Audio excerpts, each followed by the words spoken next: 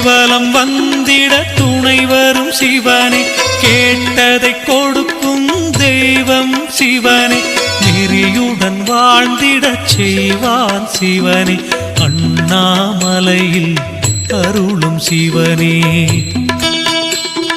பறவையும் விலங்கும் வணங்கிடும் சிவனே, பண்புடன் மனிதனை படைத்ததும் சிவனே. இறைவன் என்றால் அவன் தான் சிவனே, அண்ணாமலையில் அருளும் சிவனே.